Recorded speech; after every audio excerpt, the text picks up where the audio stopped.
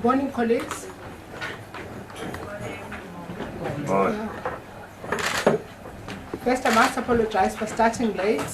We're just slightly delayed from our side of the department. Part of the introductions, my name is Domvuiso Bati. I'll be coordinating this session. I understand there's also a link in Cape Town. Good morning, Cape Town.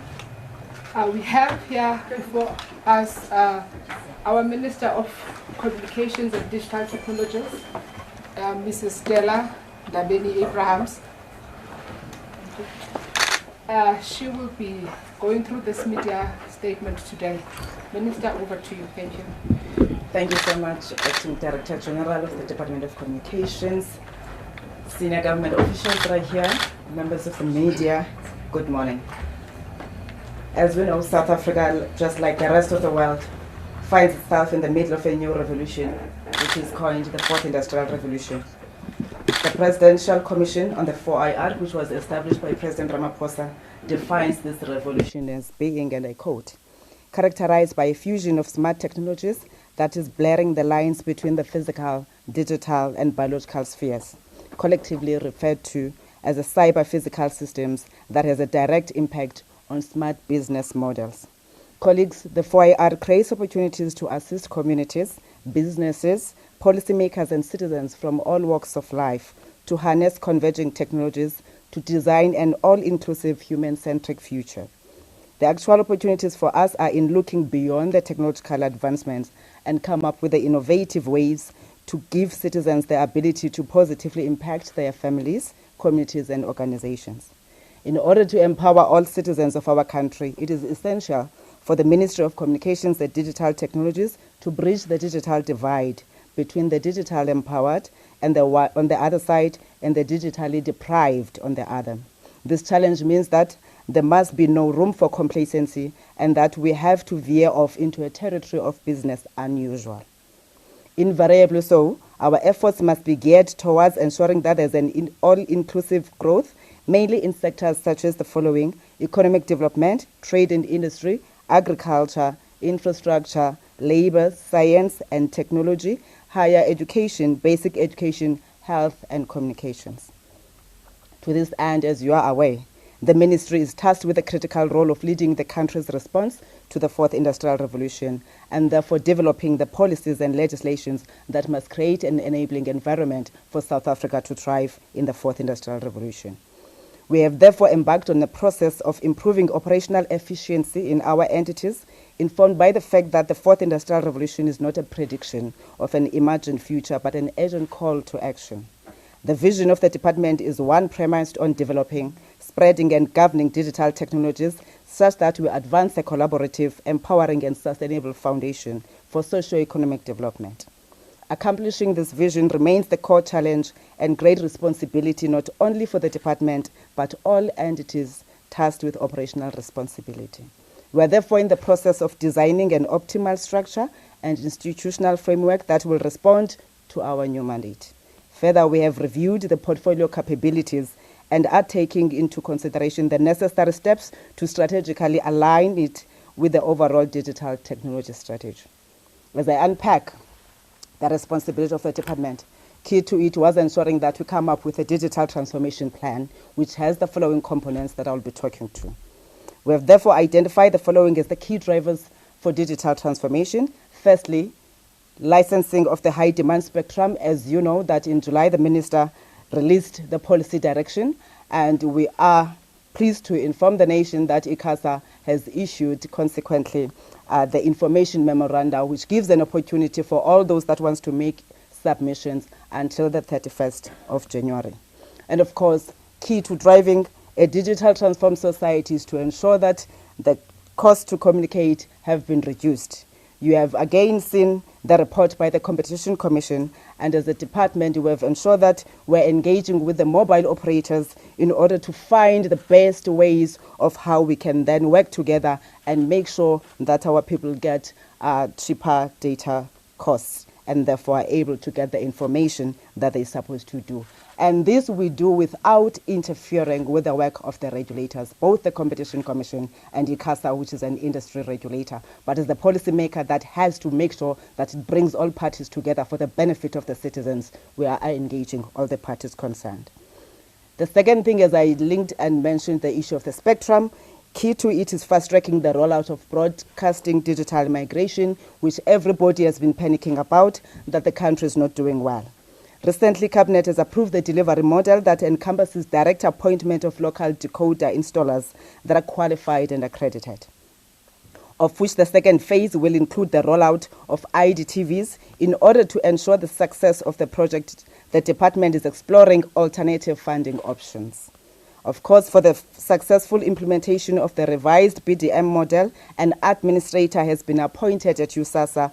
The name of Mr. Nyuye Nineva Ntuli was approved for a period of 24 months to make sure that we no longer delay the people of our country and the progress of releasing spectrum.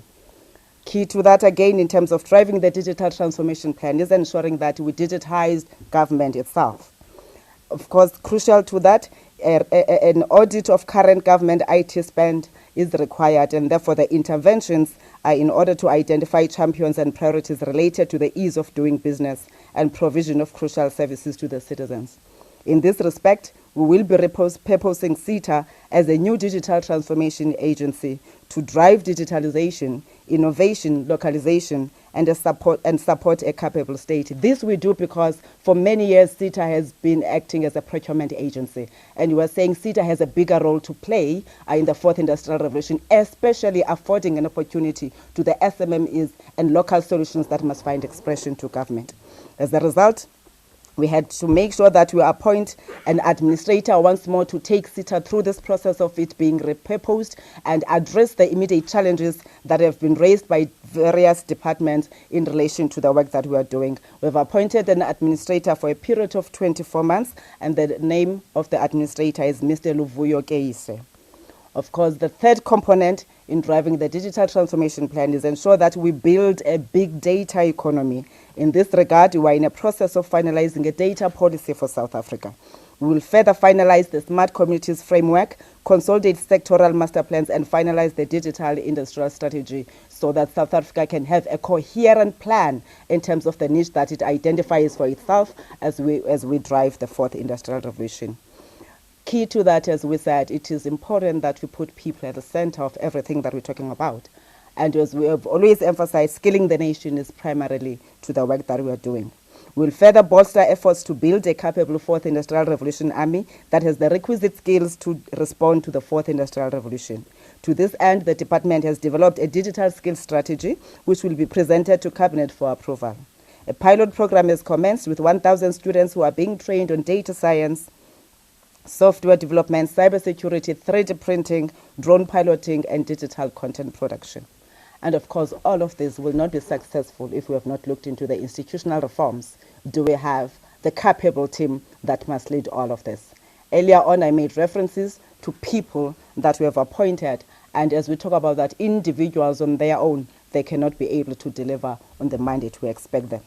We are therefore finalizing the business case and awaiting certification from the State Law Advisor and the DPME with regards to the repurposing of CETA in order to create the state IT company, as I mentioned. The second one is on making sure that we merge Centec and Broadband Infraco in order to form the state digital infrastructure company.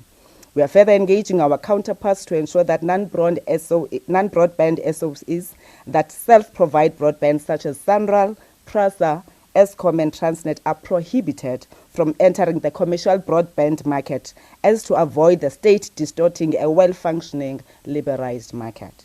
We will also accelerate the repurposing of the Universal Service Fund into the 4IR Fund. The department will also develop a model for smart regulation, which will include the amalgamation of ICASA, Film and Publications Board, and the .ZNA, and explore new funding mechanisms for the new regulator. Further, we will make sure that we position NEMISA to be the Digital Skills Institute that will train government employees and members of the public in order to enhance the efforts of driving the digital society led by a digital government. Of course, ladies and gentlemen, you are aware that President Ramaphosa established the Presidential Commission on the Fourth Industrial Revolution, a 34-member commission, and with the following work streams. There are areas of focus being science, technology, and innovation, which is led by Mr. Stella Ndabeni. The second one being infrastructure and resources, led by Dr. Andile Ngaba. The third one being human capital and future world of work, led by Ms. Beth Arenze. The fourth one, capital markets and financing, led by Professor Chris Adendorf. The other one, commercialization and industrialization, led by Ms. Lindiwe Mkonza. The other one on policy and legal, led by Ms. Charmaine Huvet. And the other one, socio-economic impact, led by Mr. Rob Shooter. And the last one, integration, program management and communication, led by Ms. Sonqoba Vuba. And these are the people that are leading capable teams that are coming from all sectors in our country, not necessarily the ICT space, as we all know the composition and for the work that is being done and that we can leverage. And on the fourth industrial revolution does not only limit us to the ICTs. Following extensive research and engagement with key stakeholders, the Commission presented its first draft report to the President in November and is on track to submit the final report in January 2020 for publication in February. To support the Commission, the Department is finalizing the appointment of the Project Management Office, which will comprise of a team of research experts in various fields such as data science, digital transformation, telecommunications, and internet policy law and economics, amongst others. Of course, I mentioned earlier the appointment of the administrators of USASA and CETA, of which both will go with the appointment of a project management office in order to make sure that we beef up the capabilities of those entities. We further appointed, in order to fill in the vacancies of the board of Centec, which is our infrastructure company, which is a signal distributor to be specific. We have appointed the following individuals: Ms. Malande Tonjeni, Ms. Lisa Tele, Mr. Mqoli Sitsika, and Mr. Malizole Diko. These members are appointed until the remainder of the term, which talks to the finalization of the merger that we're talking about between BBI and Centec. Of course, we have a responsibility to build an informed, educated, and entertained nation. In this regard, we made an announcement in October, we have provided a sum of 3.2 billion to SABC in order to address its own challenges, of which by October, a sum of 2.1 billion was made available, with the outstanding 1.1 billion. And working together with the SABC, we have agreed that documents must be submitted by the 15th of January 2020 in order to release the remaining balance of 1.1 billion. Of course, ladies and gentlemen, you can't leave the South African Post Office, which on its own needs to be digitized. In terms of repurposing SAPO to take advantage of the thriving e-commerce and financial services environments, the organization is in the process of implementing its turnaround strategy, which focuses on several key interventions, including the launch of its e-commerce platform. Further, SAPO is in the process of finalizing MOU with Post Bank in terms of the operational relationship going forward, following the separation of the two entities. As I conclude, it is worth emphasizing that one of the critical drivers in delivering better services as government is technology. The current and very fast shifts in digital technologies means South Africans' expectations for technology-enabled government services have risen. This unprecedented shift in expectations, which is linked to the financial pressure on government to transform and do more with less, introduces new opportunities to deliver improved results for our citizens, business, and even public servants. We will, as guided by legislation, be bringing more changes in a number of our agencies in order to unearth opportunities presented by the Fourth Industrial Revolution for the benefit of the citizens of South Africa. This is the work that is being led by the Presidential Commission, which advises government on all aspects. I take this opportunity to wish you a blessed festive period and a safe passage into the new year. Let us all be safe on the roads, buckle up, don't text and drive, and hashtag live beyond December. Thank you so much. Thank you, William, for that. Colleagues, we're going to have a minimum of 4 rounds. I'm going to ask that we're going to start with Victoria, and then Cape Town, if that is a necessity. I'm going to ask you that you put up your hand, then you introduce yourself, the company that you are representing, and make sure that the question that you're going to be asking is concise and precise, not too long. Then the Minister will respond to those. Thank you very much. Hands, please. There's a hand introduction company. Thank you. Thank you. It's Duncan McLeod from Tech Central. Minister, a lot announced there. You mentioned the appointment of administrators at CETA and USASA. Are those organizations now in some form of administration? Perhaps you could just explain how the management of these organizations is now changing and what role the existing leadership is going to play given these administrators have been brought into the organizations. And secondly, the merger you just announced of ICASA, the former publications board, and Zanda, when do you expect that will be concluded, and will the merged entity have a new name?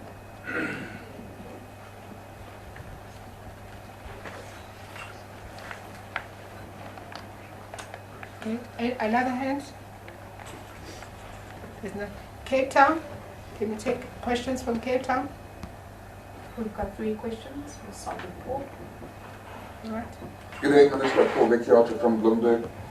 Just on Spectrum, have you set a date, or has Kevin set a date on when you want to have this achieved by? Thank you.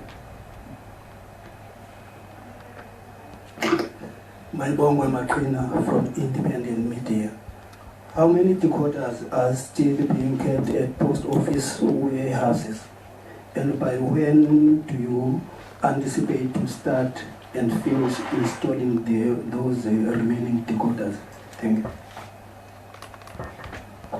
Thank you, Minister. Kulegan Mokubana from Film 24. Just wanted to ask about the public service broadcaster to get a sense of to what extent the financial assistance given to the SABC allowed it to broadcast events including the Rugby World Cup and the recent international beauty pageants, and secondly, what the engagements that the ministers had with leadership at the SABC can give assurance to the minister that accounting officers won't be coming to Parliament in 2020 and warning that there will be doubts about the ability to pay salaries of the public service broadcaster next year. Thank you very much. Thank you for those questions. Minister, there were 4 colleagues. Thank you, ADG, and thank you, colleagues, for the questions. On the appointment of USASA and CETA administrators, what becomes their role? Like all administrators, it means the functions of the board no longer exist. If you pay attention to the entities that we have appointed administrators on are the ones that are being affected by the reconfiguration, and secondly, all of them, the board terms have expired. So we said instead of reappointing or of appointing new members, let's focus on the work that needs to be done so that by the time we appoint the boards, they come to a remodeled organization and be able to deliver on the mandate. That's the basis of the work that we've done. You may note again once more, if you have not heard, that with CETA, we have then appointed a board until the end of December. Hence, we're saying the administrators, they are kickstarting on the 1st of January. That's the only thing that I did not mention. Of course, the work of the regulators and their amalgamation will then require a new name, which is what the teams are working on, because key to it is the mandate first. All the issues that we want the regulators to address, and therefore the naming will come with that to say what is it that we want them to focus on. Of course, all the 3 components that are being driven by the different regulators are required. As we're driving this 4IR on the internet platform, we really need to bring all of them together so that there is no repetition or redundancy, but also we make sure that we can have one regulator. This we do again because we're taking into consideration the call for a leaner government, that we really should be reconsidering the number of people that we put on board as opposed to the work that needs to be done. The functions, if then we find that they are redundant, there's no need for us to have 3 different organizations, which is why we're looking at all the aspects without compromising the work that they should be doing. All the aspects have to be addressed. Unfortunately, the minister cannot put the date of the spectrum release. As I indicated earlier, the law only empowers me to issue a policy and a policy direction on spectrum. Therefore, it is the responsibility of the authority named ICASA in this instance that must then follow up and make sure that the spectrum is released within the principles of the law. As I said, that the president has made a commitment to the country and to the investors, because we realize that it's very important. We have delayed South Africa for a long time in terms of achieving what we could have achieved if we had released the spectrum timelessly, and ICASA is aware of such. That is why we are hopeful that by the time 31st March comes, when they receive the submissions, the following steps will then be fast-tracked, but of course without undermining that is stipulated in the law. If you read the Electronic Communications Act, it's very specific on certain areas whereby the authority must then issue whatever that they must publish in terms of checking with the industry within 60 days, in some instances within 30 days, and that can't be compromised. And we do this because key to the delays that we have experienced in terms of rolling out spectrum is the issue of litigations.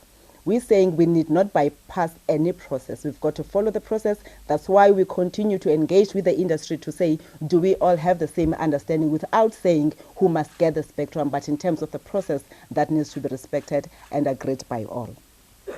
Of course, I have been reliably informed that in the post office warehouses, we have a plus minus 900,000 set-top boxes, which is why we said there's a need for us to review the existing model because it has not worked. If we commissioned 1.5 set-top boxes in 2017 and we're still talking about such a huge number that still resides with the post office, it tells you that there's lots of challenges. That's why we said probably this method of us appointing companies sitting in Gauteng to go and service people in Limpopo, in Northern Cape, has not worked for the country. Installers anyway, it doesn't matter which name of the company, all of them, they get to be accredited by one company in this country, as we all know, and they reside in the different areas. That is why we said, let's go directly to the areas that we'll be focusing on, get accredited installers that will be then registered with the post office, and get them to go to their respective areas in terms of the database that we have to say, this is the number of households in your area that you must go and install in. Thereby, we're trying to also limit or reduce the challenges that have been faced by the beneficiaries whom complain about the quality of the work that has been done, because they can't come to the people that are in Joburg if they just come and install and leave. But if it's people who are in their areas, they're able to pick up a phone, and a person won't be costly if one is charged 7 rands for takes or 10 rands. At least it limits the cost once more. The installation deadline, we've said, that's why I mentioned earlier that we're also exploring alternative funding methods. That's for the entire project, because as I'm talking about the 1.5 people boxes that have been procured, there's more that we're running short of in terms of 3.2 more million people or households that must be subsidized. This is where we are saying we're going to be introducing the IDTVs, which we believe is going to be an easier program that will fast track it, because if people get IDTVs in their closer retail shops, then they go and put them in their homes. At least we won't be seeing what we have seen with the set-top boxes. Engagements in this regard with the manufacturers themselves are ongoing, because we really needed to pick up more on their capabilities and the pace that they can have. Of course, we have set up timelines that we're still estimating, but unfortunately I can't announce that now until we've met with all the manufacturers to confirm in terms of the number of years. I am raising this, of course, appreciative of the fact that the more we delay the rollout of digital migration is going to have a negative impact on the spectrum release. As I'm speaking to you, we only have about 27% of spectrum that is available. This therefore tells you that even if ICASA were to wake up tomorrow and say we are licensing or we are auctioning next month, we're still going to have challenges. That is why we said it is prudent for government to make sure that we fast-track the program and employ all strategies that will help us migrate everyone from analog to digital so that the spectrum is released. That is why we are targeting the 3 provinces as the first ones to be switched off, being Northern Cape, Northwest and the Free State, because together with the CSIR we've said let's look into the areas where the spectrum is concentrated. Of course you can't leave Gauteng on that, but primarily for now we said the 3 provinces, that's where the 900,000 plus set-top boxes will be focused at, whilst we're trying to roll out the IDTVs. Financial assistance in terms of SABC in relation to the World Rugby Cup and beauty pageant broadcasting. Of course, as the minister or the showholder of the public broadcaster, one thing, as you are all aware, and I know you write about it a lot, that you do not want to see a shareholder that interferes on editorial and programming of SABC. Therefore, in this context, the minister cannot force SABC to broadcast or not to broadcast. It is up to the capable team that we have at SABC to decide within their means to say, does this then qualify to be a public service mandate that they have a responsibility to drive, and therefore do they have the necessary resources to ensure that that work is undertaken. Of course, when we announced on the bailout, we did mention that there were conditions that SABC was supposed to meet, which then led to us saying we can't release the total sum. Therefore, this also meant that we have to continuously monitor the work that is being done by SABC in terms of the spend of the money that we have availed. And as I'm speaking to you now, we've been receiving monthly updates from SABC. So far, we're still happy, which is why I spoke of the 15th of January, whereby we're going to finalize the submission of the documents that must respond to the outstanding obligations in order for us to release the 1.1 billion. We are confident that SABC will come back to us and saying we no longer require government funding. Because when we approved the turnaround strategy, it was a good plan that did not only give us insight to what is happening today, but to the kind of the future broadcaster that we must envisage for SABC, which is why, as government and parliament, we'll be doing everything to support where we are supposed to play our role and make sure that also the regulators and everybody else that has a role to play in terms of easing the way of doing work for SABC. So it is our number one priority, because I said we have a responsibility to build an informed, educated and entertained society, and SABC is the lead broadcaster in that by virtue of it driving the public service mandate. Thank you, Adrian. Thank you very much, Minister. Lastly, correct, Minister, I understand that one of the media houses has written the name Vuyo case. The name is Luvuyo case, as the administrator of SITA. Yes. Are there any further questions? Another round of questions? Just for, yes, Duncan. Thanks. Can I ask for some more clarity on what this being placed under administration and the appointment of an administrator actually means, specifically in the context of SITA? Can you maybe just take us through what it means from a day-to-day perspective, what it means for suppliers to SITA, for the industry more broadly? What piece of legislation have you used in appointing this administrator? Just give us some colour on what it actually means. Thanks. Thank you, Duncan. Just the first part on the piece of legislation that the Minister has used. There's no piece of legislation that has been considered, except to say, as I said, we're reviewing, we're reconfiguring, which means for all the entities I've spoken about, there's no law at hand that says this is what must happen with them. But because we're a government that has to make sure that as we shift from the old mandate that was being done by these entities, there is a transitional period. And for that, that is where we are saying we're going to appoint an administrator to help us repurpose the entities involved, not just SITA in this instance, together with USASA. We're doing that because we are in transition. I said earlier we have not touched or appointed board members in the entities that are not affected by reconfiguration, except for Centec, because it is not finalized, and also there's a sitting board now that cannot correct. That is why we're filling in the vacancies, and we are saying until we have repurposed the organization. That's the consideration that as the policymaker we have to make interventions as and when need arise, whilst Parliament is considering legislations. The other part in terms of the responsibility of the administrator and what happens to the day-to-day, as I said, SITA still operates based on the old law, and the functions that they were doing, they continue to do on a day-to-day basis. Nothing changes. But of course, as you know, that there was a responsibility of the board that was providing oversight.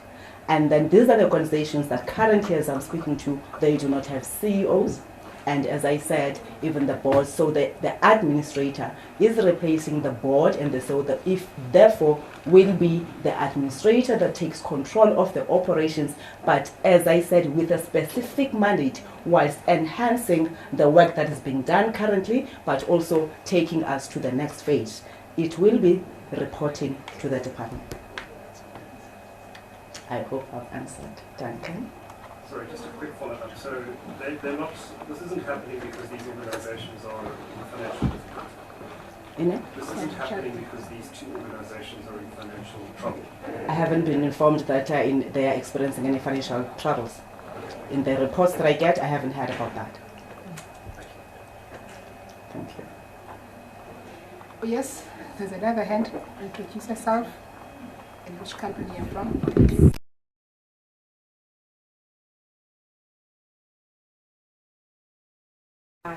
And Syntec, as well as can you give us like an indication in terms of when you anticipate it will be complete, the measure of the two? Well, as I said, we are in a quest of building an infrastructure company. Therefore, we're merging them to drive the infrastructure. As you know, broadband Infraco is already doing that, and then Syntec is doing that. All we're saying, that is why we mentioned Eskom, Transnet, and others that have the similar responsibilities or functions under their boards. We are saying let there be one infrastructure company under the state so that we avoid the duplications, but most importantly we can have a coordinated approach of what is it that we need to do. This also applies to what I spoke about in terms of the IT side now outside Syntec and BBI, to say we needed to do an audit of government IT spend and see if we are getting value, and if we're not getting value, what is it that we need to do? Because I even made reference to the fact that SETA currently operates as a reseller or a redistributor of all the everybody else, a procurement agency, and that's not the role that SETA should be playing in the future that we are building in the new administration that we're talking about.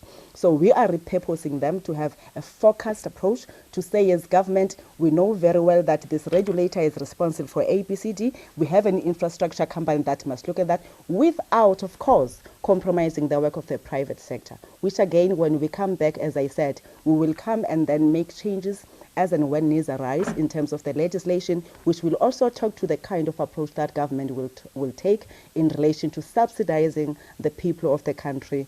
Do we have to subsidize infrastructure, or we must be subsidizing services? Those are the considerations that we're having, but we're waiting for the teams to bring us a full information, and we'll be able to say, actually, there's no need for government to invest in infrastructure, or there is a need.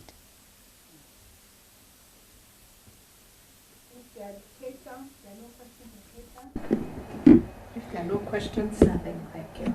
No more questions. thank you for that. If there are no further questions, thank you, colleagues, for coming through. Oh, there's a hand. Sorry, I didn't see you. Afternoon, Minister. I'm Patricia from the SABC. On a bit separate of a matter, are you perhaps concerned with some of the reports that we have seen come out the past days, maybe the past months as well, with what's happening at ENCA? Obviously the latest trending in the news or in the public space currently. As the Communications Minister, do you have any response to that? Does it concern you in any way? Well, if what is trending out there is true, it is a concern to any policy maker in a country.